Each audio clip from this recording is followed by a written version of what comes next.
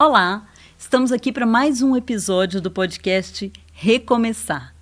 Eu sou Carolina Azevedo e estamos aqui para contar para você histórias de pessoas que precisaram recomeçar. Pessoas que por algum motivo tiveram em algum momento da vida que recomeçar a viver. Pessoas que precisaram reescrever a sua história e hoje estão aqui para contar para vocês como elas fizeram. O testemunho de hoje é uma história que também veio da dor. Um recomeço difícil, mas é uma história de esperança, uma história que mostra que é possível recomeçar, que é possível confiar que o Senhor realmente tem algo melhor para a gente. Hoje a gente está aqui para contar o testemunho da Andréia, uma grande amiga, uma pessoa que me ensina muito, que me inspira muito. É uma honra poder te receber aqui, é uma honra poder contar a sua história, Andréia. E eu tenho certeza que o Senhor separou esse dia para que outras pessoas também possam ser abençoadas através da sua vida. Seja muito bem-vinda e é um prazer e uma honra te receber aqui hoje. Obrigada, Carol. Quase chorei. Obrigada, eu estou muito feliz de estar aqui. Eu sei que é um tempo que Deus separou, né, para a gente estar junto. Era um projeto antigo, né? Eu sei que Deus tem te honrado e Deus também tem realizado os desejos do seu coração com esse projeto. Eu estou muito feliz de fazer parte dele, muito mesmo. Obrigada. Muito. Obrigada mesmo, Andréia. E eu conheço a sua história, eu, de certa forma, fiz parte de alguns capítulos dessa história. Muitos. E a nossa história é parecida em alguns pontos. E ouvir a sua história, ouvir o seu testemunho, traz paz ao meu coração, traz esperança ao meu coração.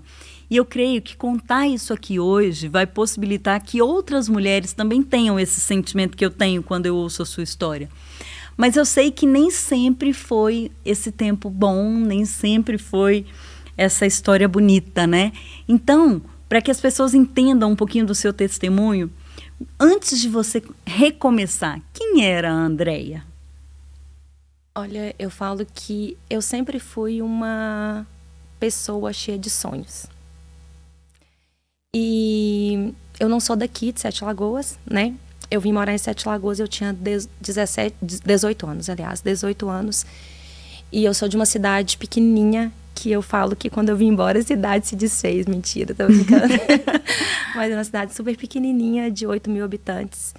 E eu sempre sonhei, né? Eu sempre sonhei com família, eu sempre sonhei em ter uma carreira. Eu sempre tive muitos sonhos.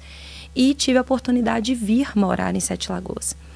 E essa questão de vir e morar em Sete Lagoas, eu vim com o pai da minha filha, né? Eu era muito jovem, era uma menina, e eu vim com ele para Sete Lagoas, arriscando tudo contra a vontade dos meus pais. Já comecei de forma errada, né? Sem a bênção deles, mas eu vi de toda forma.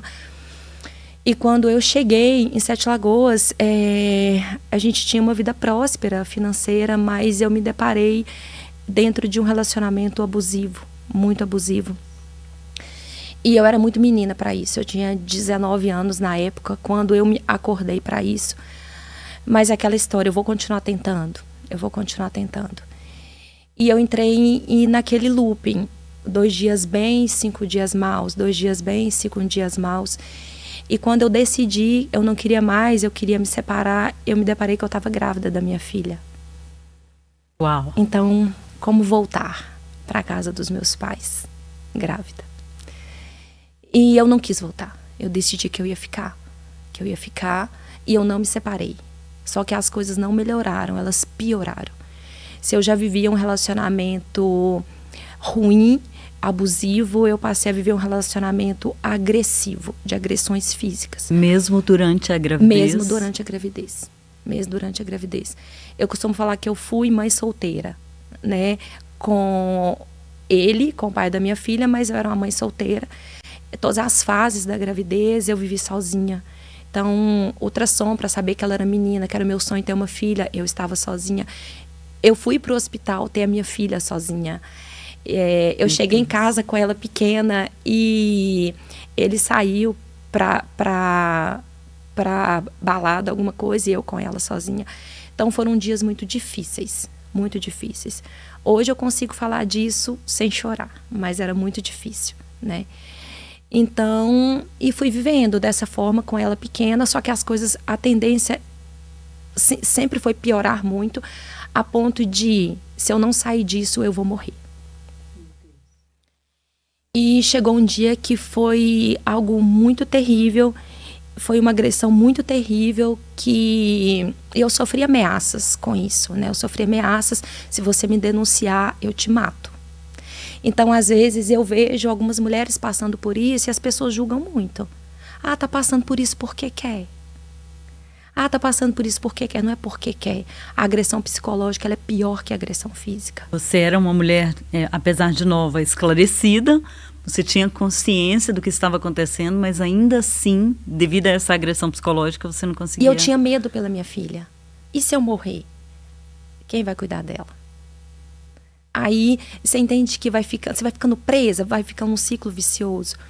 Só que um dia eu fui assim, cometido de uma coragem tão grande, mas tão grande, mas tão grande, que eu falei assim, se eu não fizer isso, ou eu vou morrer aqui, ou eu vou morrer de outra forma. Então, que seja de uma forma ou que seja de outra. Mas vou resolver isso hoje. Mas eu vou resolver isso hoje. Eu vou resolver. E foi quando eu conversei com a minha vizinha, que caso acontecesse alguma coisa comigo, que ela pegasse a minha filha e entregasse para minha mãe. Porque eu não tenho família em Sete Lagoas. Eu não parente nenhum. E quando tem essas questões de divergência entre casal, ninguém quer interferir. Seus amigos não querem interferir, ninguém quer interferir. Então você se vê sozinha. É você e o Senhor. Eu não conhecia o Senhor nessa época. E eu fui tomada de uma coragem. Ou eu morro sendo agredida, ou não sei o que vai acontecer. E isso durou quanto tempo, esse processo do seu casamento? 7 anos. Meu Deus. 7 anos. Então, assim, eu tinha medo de tudo. Eu tinha muito medo. Muito medo. Então, assim, eu ouvia ele chegando, meu coração já acelerava, porque eu sabia que eu não sabia o que ia acontecer. Ou hoje pode ficar bem, ou hoje pode acontecer alguma coisa. Não precisava de um motivo? Não. Qualquer situação que desagradasse um pouquinho ele bebia. Ele não aceitava ser contrariado. Então, qualquer coisa que o contrariasse era motivo.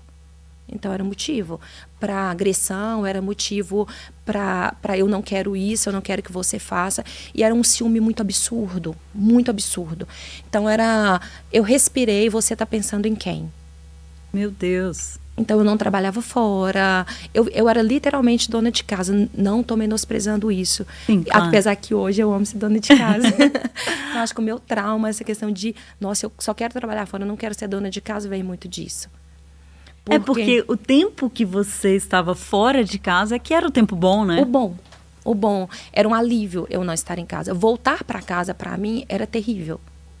Ele estar em casa, para mim, era terrível. Os finais de semana eram terríveis. Aí foi quando eu decidi que eu não queria mais. E esse dia foi fácil demais, a ponto de eu não acreditar. Eu falar, a partir de hoje, nunca mais. E ele falar, tudo bem. Você vai se arrepender amargamente do que você está fazendo. Pegou as coisas e saiu. Só que esse dia eu não dormi. Eu tinha muito medo, porque eu falei, ele vai voltar e hoje é que ele vai me matar mesmo. Ele vai voltar, vai fazer alguma coisa aqui Só comigo, que ele não voltou. com a minha filha? Só que ele não voltou. Ele não voltou, eu creio que o Senhor já trabalhava e já cuidava de tudo, né? Mesmo não conhecendo o Senhor já cuidava. Então, assim, depois eu descobri, ele já tinha outra família. Então, acho que também ele estava, não sei, ele queria um motivo para sair. Até hoje eu não entendi, também não quero entender. Ele foi e ficou com essa família. Ele engravidou um menino de 15 anos e foi embora de casa. Ele se apaixonou perdidamente por ela. Isso foi, para mim, o meu... Como que eu falo? A minha euforia. Entendi.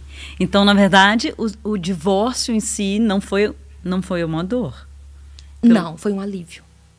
Agora, nesse ponto foi um alívio. Mesmo sendo um alívio, o divórcio nunca é algo positivo. Não. É claro que te livrou dos abusos, te livrou de algo que era terrível, mas ainda assim tem consequências, sim, né? Porque as tanto pessoas não olham pra gente da mesma forma. Sim. Eu vivi muito isso. Foi aí que eu conheci o Senhor.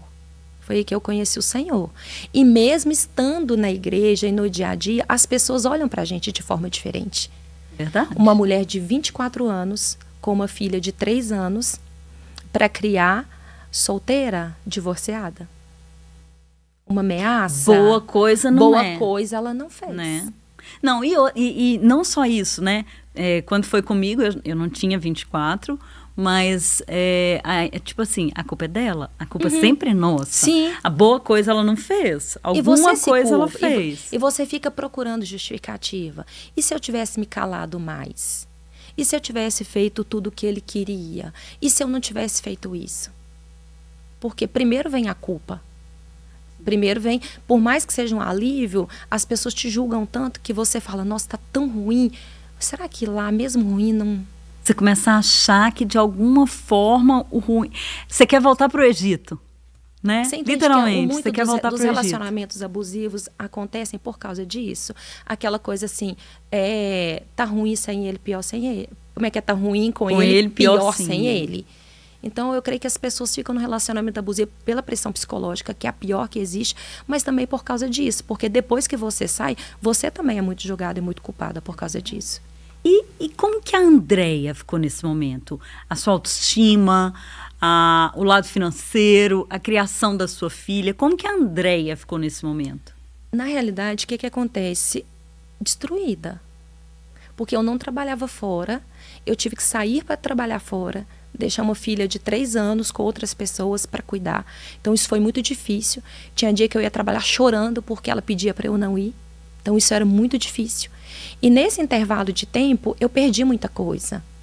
Porque nós tínhamos uma casa financiada, ela era no meu nome, era uma casa com um lote enorme de 500 metros quadrados, então era uma casa gigante. Então, a gente tinha uma situação financeira muito boa. E ele não pagou mais as prestações da casa e eu perdi a casa. Então, nós perdemos a casa, não tinha mais o carro, não tivemos nunca ajuda financeira dele em nada, né? Simplesmente ele desapareceu e não voltou mais. E eu tive que trabalhar fora, deixar minha filha com os outros. Então, chegou um dia que, de queda, ele pediu mamadeira e não ter leite. Eu falei que eu não ia chorar. Então, assim, você tem filha, você sabe. Eu já passei por isso. Imagina seu filho pedir a mamadeira e você não ter leite. Então, assim...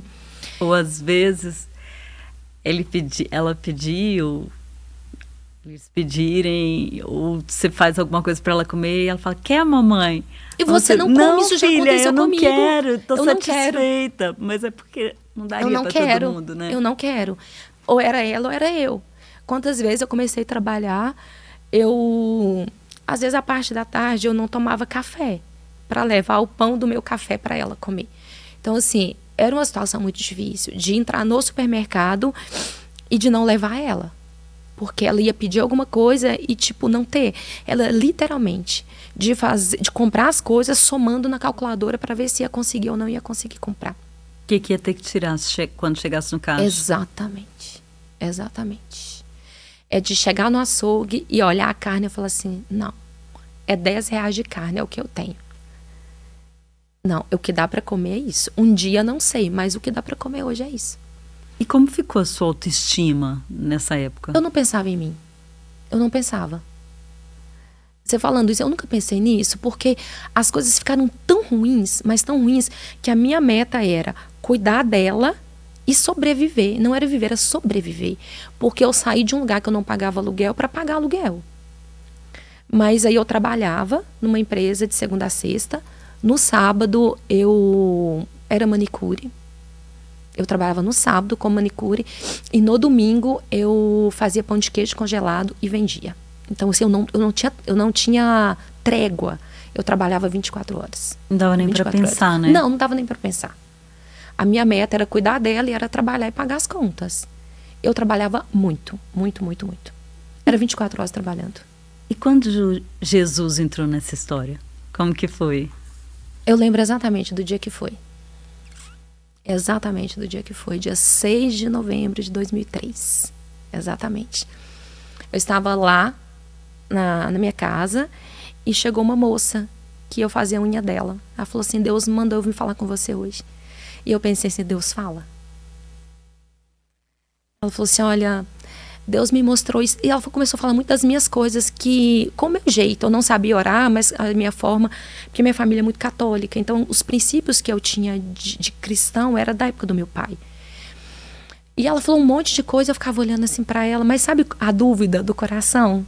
Sabe? De duvidar no coração, eu falei assim, Deus fala. Deus não fala desse jeito. Da onde que vai falar comigo, Fala né? assim, Deus manda falar? Como assim? Só que eu resisti um pouco. Só que o dia que eu fui, aliás, esse dia foi dia 6 de novembro de 2003, eu entrei na igreja e eu saí de lá e falei assim, Senhor, eu nunca mais te largo. A minha conversão foi instantânea. Instantânea. Eu não sei a palavra do pastor, mas eu sei que do louvor que tocou, que foi águas purificadoras, que era tudo que eu precisava ouvir naquele dia. E eu cheguei em casa, eu tirei tudo aquilo que me remetia à minha antiga fé. E eu sabia que eu queria aquele Deus, que eu queria servir aquele Deus e que era aquilo que eu queria. Só que as coisas ainda não continuaram fáceis. Aí as coisas estreitam, né? Estreitam. O que aconteceu? Aí a família, meu pai, assim, pro meu pai foi o fim do mundo. Ele falou que eu estava negando a nossa família, que eu estava negando a nossa fé, que eu estava negando o nosso batismo. Eu fiquei quase 2 anos sem ver meu pai. Por causa disso. Mas uma certeza eu não ia largar o Senhor nunca mais. Nunca mais. Só que após isso, eu me envolvi de uma forma tão profunda na igreja e com a minha filha também, que a gente ia no domingo de manhã antigamente. Hoje algumas igrejas ainda têm a escola bíblica dominical de manhã, né? Então era escola bíblica dominical de manhã, à noite era culto no domingo, terça-feira era culto, quinta-feira era culto, e a minha vida era assim. Só que eu passei esse mesmo preconceito, eu passei dentro da própria igreja. Às Por vezes, ser uma mulher divorciada com a ter filha uma pequena. Com a filha pequena. Então, assim, eu notava os olhares diferentes. Então, às vezes tinha casal que morava perto da minha casa. E eu nunca recebi uma carona.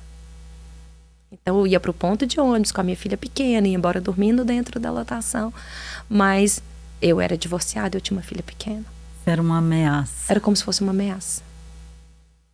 Isso traz hoje pra gente, né? Tipo, a história sempre vai ter 2 lados. Sim. De não julgar o outro. Sim. Só que as coisas foram acontecendo, sabe? Foram acontecendo e surgiu uma outra oportunidade de trabalho. Aí eu comecei a ver Deus fazendo. Aí eu comecei a ouvir Deus falar, aquele Deus que eu achava que não falava, começou a falar comigo. Eu tive uma experiência profunda com o Senhor nesse dia. Profunda. Eu estava orando na minha sala, o piso era de ardósia, lembra que existiam as casas de ardósia? E Kathleen era pequena e ela já estava dormindo. E eu estava de joelho orando assim, afundada numa poça de lágrimas. E entrou um vento dentro da minha casa. Vento mesmo, de bater as janelas e de bater a porta, com um barulho tão ensurdecedor que tremeu a parede. Uau.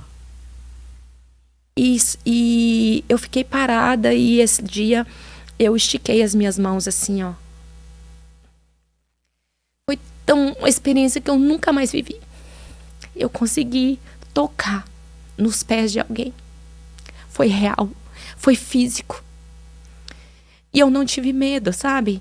Não tive medo. E um silêncio ao mesmo tempo ensurdecedor assim invadiu a casa e eu fiquei quieta, eu só queria ficar ali.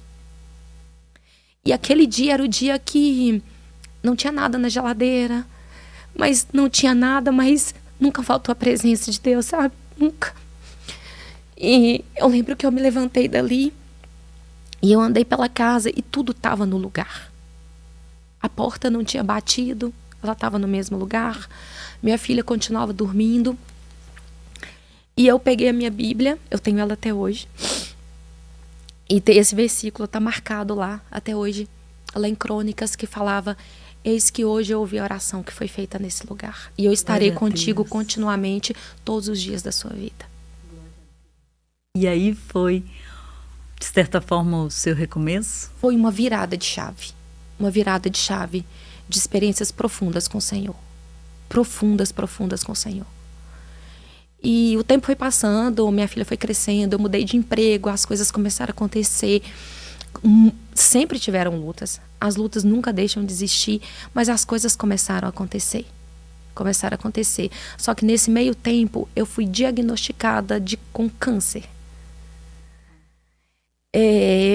Eu tenho todos os exames diagnosticada com câncer. E descobri em setembro e fui operada em novembro. Os médicos, tinha uma junta médica e eles foram no quarto me visitar, me ver depois da cirurgia, e falou assim para mim: como que você estava? Eu falei: bem. Eu estava muito bem. Aí ele falou assim: é estranho, porque o seu útero estava dissolvendo dentro de você. Aí todos os exames foram feitos e a gente esperava...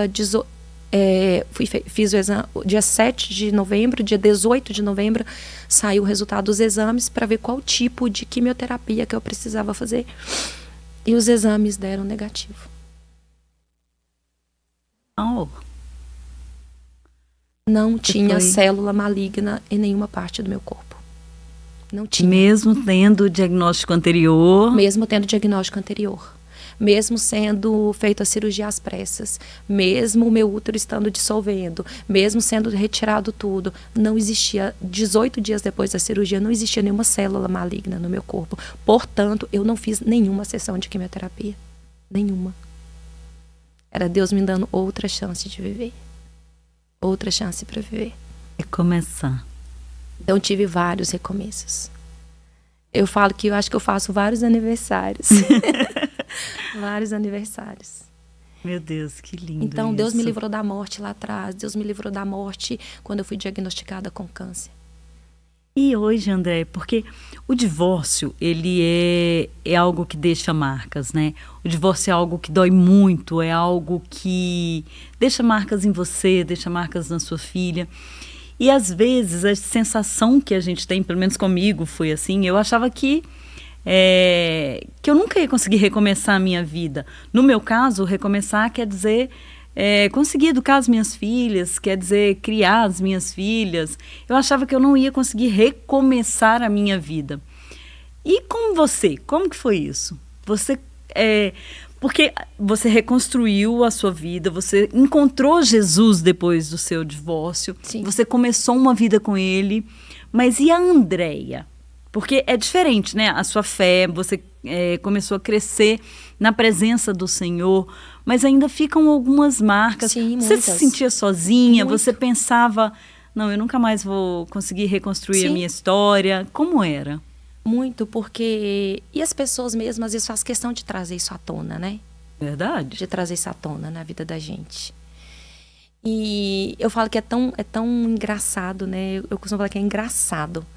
Eu que fui tão frustrada no divórcio, Deus me deu uma empresa para trabalhar com casamento. É verdade, você tem um cerimonial, com né? o sonho do outro. Então, eu creio que é uma forma de Deus dizer para mim: onde está seu coração? Onde está seu coração? Porque tinha dia que eu estava acabada.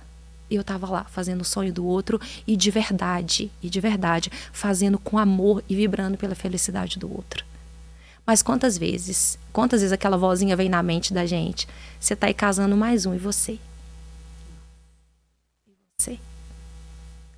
Já teve dia que eu estava tão frustrada, mas eu nunca deixei de colocar o meu coração e amor em tudo que eu fazia.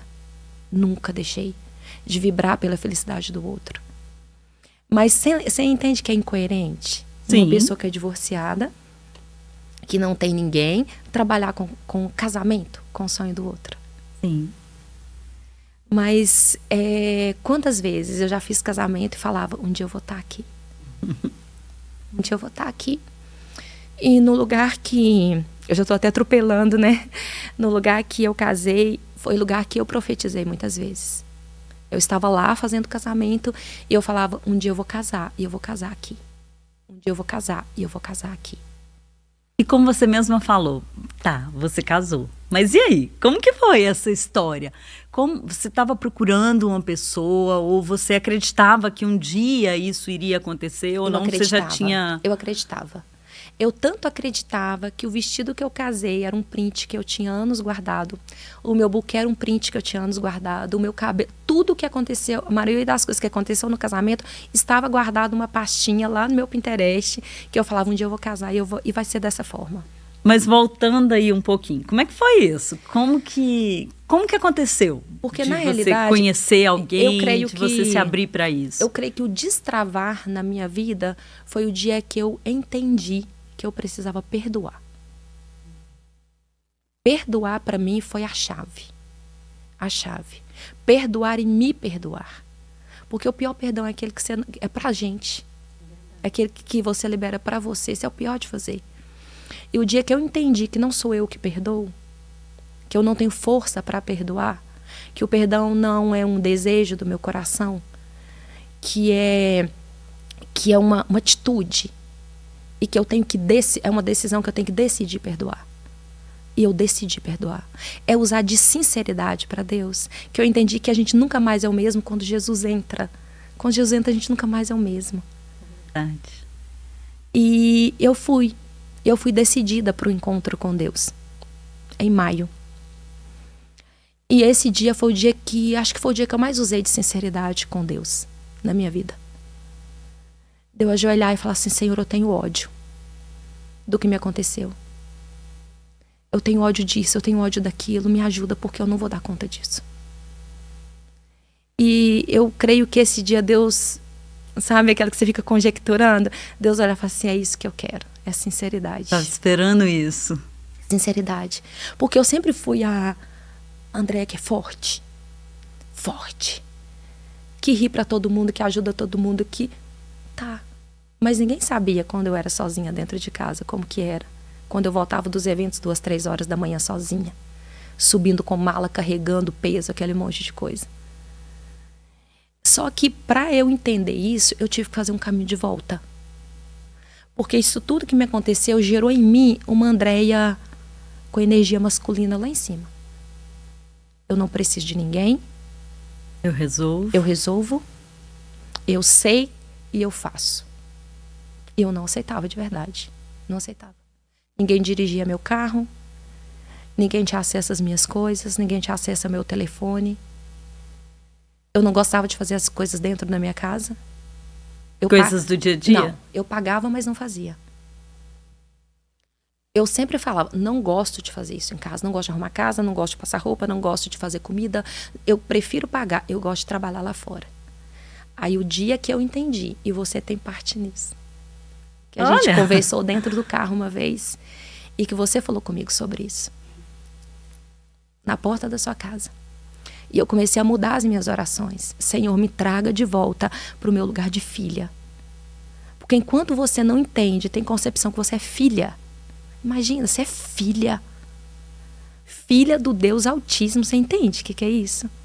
Entendo. Filha do Deus Todo-Poderoso. E a gente, quando você não tem essa concepção de que você é filha, as coisas não começam a acontecer. E eu comecei a fazer orações que eu nunca imaginaria. Deus me traga de volta para o meu lugar de mulher.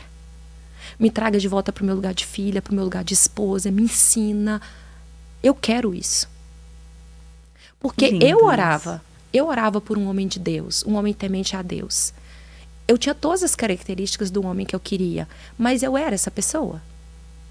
Eu era essa pessoa. Você sabia o que você queria, será mas que eu você tinha estava pronta? as características que ele estava precisando? Porque às vezes a gente quer um homem de Deus, um homem temente a Deus, um homem isso. Mas você é essa pessoa para receber esse homem? Verdade. Eu era essa pessoa? E você se tornou essa pessoa? Me tornei essa pessoa. Como que foi isso? E hoje, depois eu vou falar sobre isso. E eu fui para esse encontro. E nesse dia eu falei isso para o Senhor, que eu estava disposta e que eu estava pronta. E eu liberei perdão nesse dia. Eu liberei perdão nesse dia. Falei, Deus, eu não volto para casa carregando isso. Isso não é meu. Isso é pesado demais para mim. Essa armadura que eu visto não me serve. E eu não quero ela. Eu não quero essa armadura. Não quero. E eu voltei para casa tão leve. A ponto de quando eu cheguei, as pessoas falaram assim para mim, você tá diferente. E eu queria ouvir isso, sabe? Não era diferente de fisionomia. Algo tinha quebrado dentro de mim. Eu tinha largado algo para trás. Isso foi dia 31 de maio. Dia 7 de junho, 7 dias depois, eu conheci meu marido. 7 de junho do ano passado. 7 dias depois. E nesse encontro eu escrevi uma carta para Deus, com todas as características que eu queria. Do homem de Deus e do homem físico para estar comigo. E quando eu olho para ele hoje, eu falei assim, Deus, é igualzinho que eu pedi pro Senhor. E a gente se conheceu através do Instagram. De um comentário do Instagram. Qual a possibilidade disso acontecer? Mínima. Uma, né? Mínima. De um comentário que ele fez sobre a perspectiva dele de uma mulher de Deus para a vida dele. E eu não sou de comentar essas coisas. Eu comentei que ele tinha entendido o princípio de tudo. Isso foi somente as minhas palavras. Aí quando eu cheguei 6 horas da manhã de um evento, ele tinha começado a me seguir no Instagram. E a gente começou a conversar. E eu tinha princípios que eu queria que Deus me confirmasse se ele era o homem de Deus da minha vida. E Deus foi confirmando uma a uma. Você fala assim, uau, se não é Deus fazendo isso, quem mais é? E você recomeçou a sua história. Sim. Certa, eu nunca tive tanta certeza, porque esse dia eu ouvi o Deus que eu duvidei há 20 e tantos atrás falando comigo audivelmente, de madrugada. Quando eu abri o Instagram dele, que eu olhei a foto dele e Deus falou assim pra mim, é ele. E hoje? Como é que é ser essa mulher reconstruída? Como é que é ser uma mulher casada, que agora gosta de ser dona de casa, gosta de estar em casa, gosta de fazer as coisas com seu marido? Seu marido, olha... Aí eu amo quando as pessoas me perguntam, seu estado civil? Casada. E foi lindo, foi lindo. Eu foi me mesmo? Sinto... Foi, você estava lá. Foi maravilhoso. É algo que eu olho e falo assim, realmente Deus fez. Foi Deus que fez. E eu trago dentro de mim Salmo 126, né, que fala que eu estava vivendo como quem sonha. E era verdade. Tudo aquilo que eu vivi no dia do casamento era como se eu estivesse sonhando. E quando eu comecei a entrar, eu parei e eu consegui ouvir tanta coisa. Sabe, quando passa na sua cabeça vozes tipo, você vai ficar sozinha a vida toda. Você não vai conseguir. E eu parei ali e a única coisa, eu olhei pra cima e falei, Deus, eu tô aqui. Eu sei que o Senhor fez tudo isso. Eu sei que o Senhor fez tudo isso. E um versículo que eu coloquei nos meus votos para Luciano é que fala que eu, Senhor, tenho feito coisas novas. Que tá lá em Isaías. Isaías 43. E como Deus tem feito coisas novas, como Deus me resgatou. Eu falo que Luciano é o Boaz da minha vida.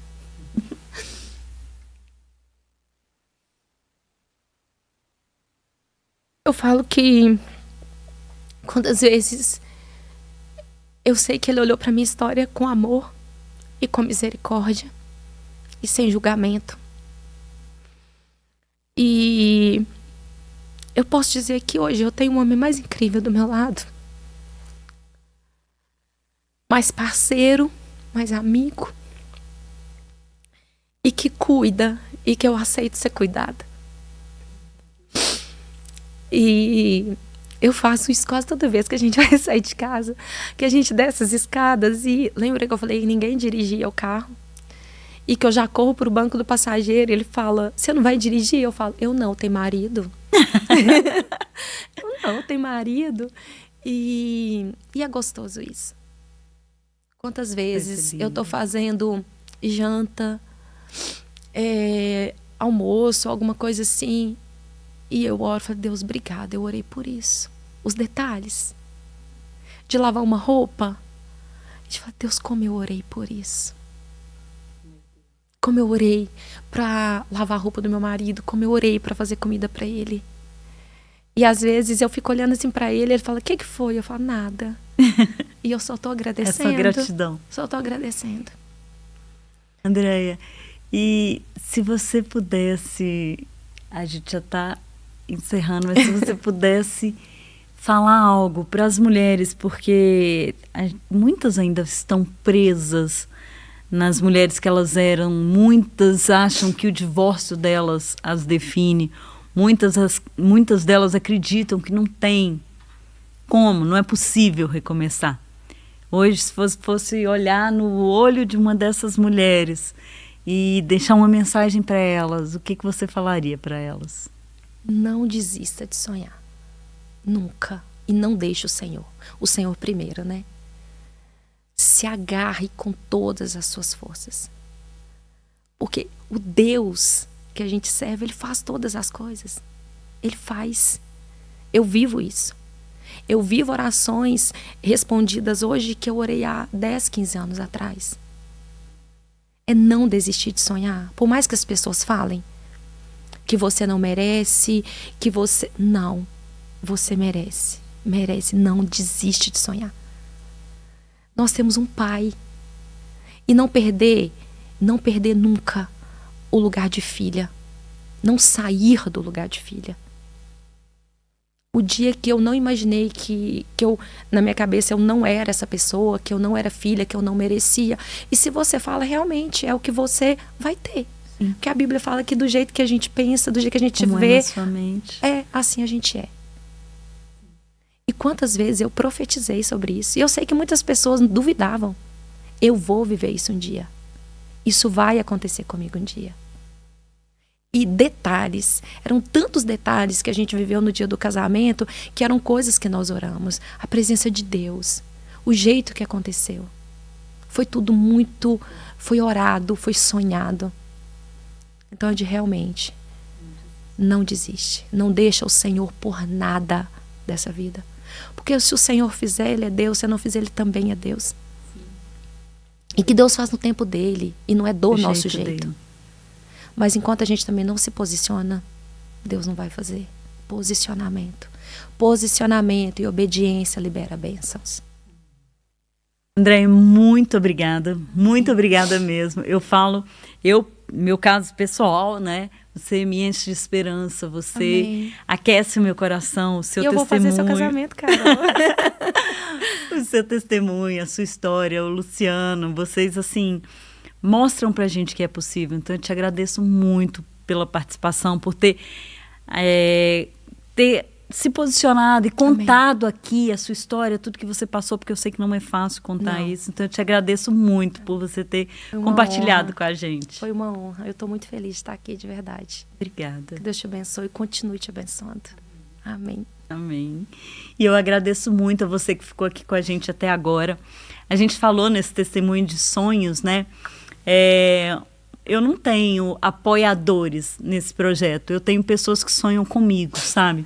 Cada uma das pessoas que está apoiando esse projeto são pessoas que sonham comigo e que fizeram parte do meu recomeço, do meu reconstruir. E eu agradeço muitíssimo essas pessoas por isso, desde a Proativa, que é uma clínica veterinária que sempre cuidou das minhas cachorras, que foi algo, na época que eu recomecei, extremamente importante.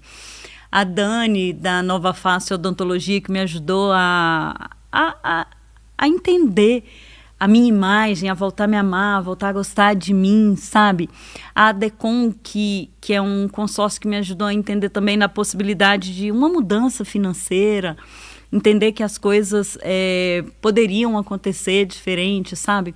Então, eu agradeço a todos vocês que fazem parte dessa história, a todos vocês que sonham junto comigo e que acreditam que é possível recomeçar a viver. E obrigada a você, que sem você aí do outro lado não seria possível nada disso, a gente não estaria aqui contando essas histórias. Então eu te agradeço por estar aqui até agora e a gente se vê no próximo episódio. Tchau, tchau.